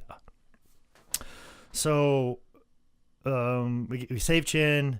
Brody gets captured. Brody tells Leeds that she's crazy. And she has this wonderful line in there that she made me just love her even more, even though she's not wearing a green dress. Leeds says, "If I was a man, you'd call me driven." Yeah, that is a good line. That's a good fucking line. Yeah. I came twice. Good. Twice. Well, it's because you're probably hopped up on Preparation D. This is true. I mean, I was ready to go. I was. You had to ask yourself for consent on that one. I had to you ask gave myself for consent, and I fully gave it in my head too. I didn't have to say it aloud. I said it in my head. I think you still self.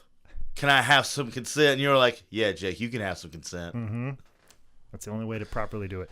Then all of a sudden, not to make a joke about consent, everybody. That last one was a little bit much. I'm sorry. That last one was much. I think like the first one was a little bit much. No. That one was just trying to get consent out there in the world. Also, too, sorry about the dry cleaning joke. Yeah. Let's apologize for that one right away. Guys, we do this for jest.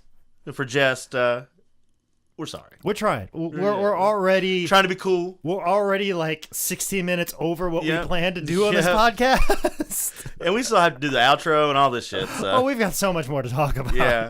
You're welcome, ladies and gentlemen. We're running out of racially and gender sensitive jokes for us to do. Now we're crossing a line here. Yeah. So just know we're not monsters. At least we won't show it, much like The Rock. Yes. We are also Illuminati and lizard people. Mm-hmm. I mean, and Scientologists. You got a bull tattoo on you somewhere. Right? Chances are. Trust me, when this podcast gets big enough, when we make all that sweet Preparation D money, we become like big celebrities, people are gonna look at your tattoos and they're gonna point out like, oh, that's clearly an Illuminati tattoo. That's like Illuminati tat over there. Yeah. So they'll know. I get it. Oh, it's true. It's true. I don't mind buying my own stereotypes.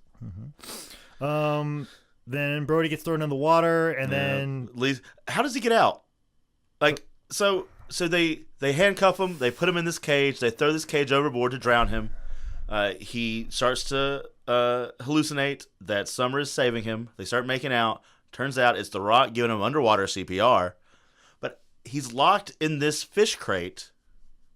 How does he get out of the fish crate? See, I feel like this would call back to a joke that got cut out that was in the blooper reel, where Brody was trying to climb over this fence, and The Rock ripped open the door, and Zac Efron's character was like, how'd you do that? Yeah. And he goes, I'm strong, bro. Where was that a minute ago? Where was that when I was trying? I was just watching, see what you did. Yeah, and see, like, I feel like that was... He's just automatically, magically out of the cage. Where that would set up the fact that The Rock is strong enough to rip open any cage whatsoever. Fence, small fishing cage... cages to prisons, whatever. Because if it could just be open without any type of effort. If he just magic himself out of there, he didn't even need The Rock in this situation. Mm-hmm. So, but yeah, so an underwater kiss. Yeah. No, that's not a thing. It's not how you do it when you're drowning. Michael Newman, we love you. Yeah, thank you. That was what did it. He walked off. He's like, you know what? I was either going to kill these two guys, but the way the world is right now, they say I was a homophobe, so I'm just going to leave. Yeah, because I would want to say that this is incorrect, but people are going to think things of me that I did not feel are correct about myself. That are most certainly not correct about myself. I'm going to move on and walk away and wash my hands of this entire movie. Done. I have tried my best. This is where I ask you not to put me down as a tech advisor on this movie. Take me off. If you want some more advice on how to make realism in your lifeguarding movies, you come find me. Find old Newman. All right? Newman out. So they finally get out, but I like how he pops up out of the water, and The Rock was in a Baywatch boat, which is a big red and yellow boat. Mm-hmm. Now, Leeds pushed the cage off, drove off, and then The Rock had enough time to pull his boat up, go down into the water, rip open a cage, and then pull him up. Mm-hmm. Make out with him a minute. Yeah, but give him the finger. Yeah, but also too be so far away that Leeds would not see a Baywatch boat. Yeah, that is. It had to be loud as fuck. Loud as fuck. Also, red and yellow. Yeah. What did you think? This was Thunder in Paradise? She's like, oh goddamn! Here comes the Hulk on his boat. That would make a whole lot more fucking sense because the Thunder in Paradise boat is invisible. Motherfucker. I'm just saying, there's more realism in Thunder in Paradise than this movie. That's all I'm gonna say. And then for someone that just about died, up and ready to go. Just ready. Hey, all right. Well, there she goes, and she's not that far away. Yeah, not that far away. She's just right over there. They shoot off all the fireworks. We get to this. Kill the thugs. We get a sweet monologue by The Rock. Yeah. About him being the part of the sea. We didn't talk about the dragon urchins, which I don't. Which came back here. Yes, but I also don't understand really what it did. I guess gave him enough to adrenaline to get past the gunshot wound. Yes. Okay. I mean, because that's the only thing it would have been for, right? Because he didn't do anything else adrenaline. They kept that a secret, but I know that they referenced it earlier. Yeah. And I was like, oh, please tell me that's going to come back into play. And then when it came back into play, I was like happy, but they missed out on an opportunity. What would the opportunity have been? How would you have done the dragon urchin? I would make a good deal of it. He's like, oh, I'm fading. And then he sees the urchin and he pushes himself into it. And then as soon as he pushes himself into it, you hear kickstart my heart. Then it becomes Crank 2. Yeah, like that's how I wanted to go down. Like they missed out a perfect opportunity. But I get it. We're trying to wrap up all that Motley Crue music to the Netflix movie, The Dirt. Get it? Whatever. Finally, we see all the couples come together after they save the day. Ronnie and CJ. Well, hey, hold on. The whole point of the monologue was to distract Leeds long enough for Ronnie to set off one very specific firework after everything had been shot off to blow her up. Leeds is blown to literal pieces. Mm-hmm. Go big or go home. That's right. You have the fucking Dolphins jump out in formation and high five each other, Zane Riley. You have to blow up the hottest villain. Blows her up. She even says that she's not a Bond villain yet. But blows her up. And then my favorite part is like the shoe falls and that's whatever. But then like a leg falls on him and he freaks out. And then off camera, Rock goes, "Hey, pick that up." Mm-hmm. That's good. Hey, pick that up. Just. Oof. I'm sorry, I was just picturing her. I get it. I'm just saying, Shatterhand. Yeah. You've made some interesting casting choices. I got one more for you. But also we got just one or two more things to get out of here. Everybody comes together. Summer and Brody. And then we get the fucking Pamela Anderson cameo where she says absolutely fucking nothing. Yeah. And super slow motion. They bring that back up like they talked about CJ originally about how she walks in slow motion. Mm-hmm. Now here's Pam Anderson, how she does even slower motion. Yes.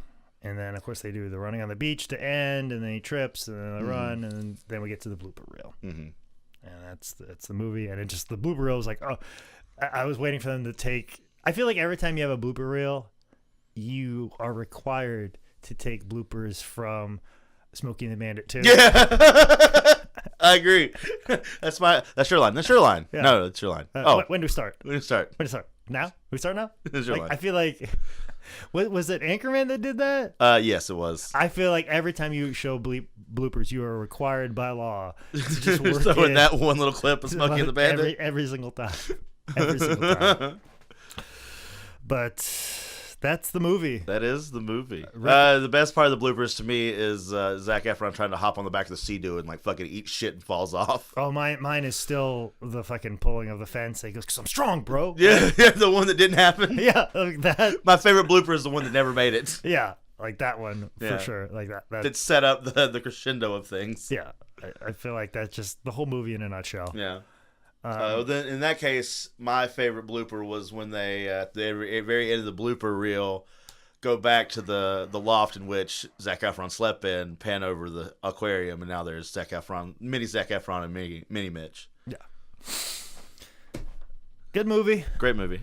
I recommend. Yeah, please watch it. I mean, like I said, Don't go in there expecting like Talladega Nights great, but like no. But like you're gonna see a good movie if you go in there with just you're gonna be entertained. There's no reason to see Yeah. it twice. No.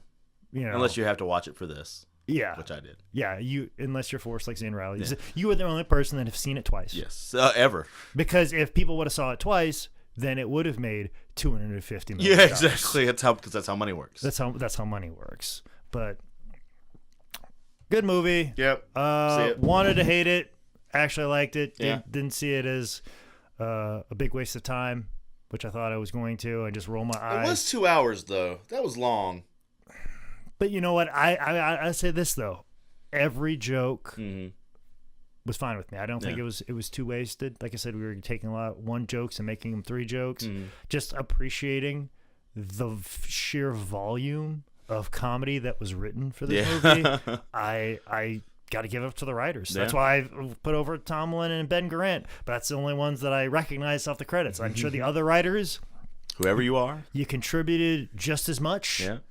It just I didn't want to list off because main Dany Garcia. It's me. Yeah. Well, okay.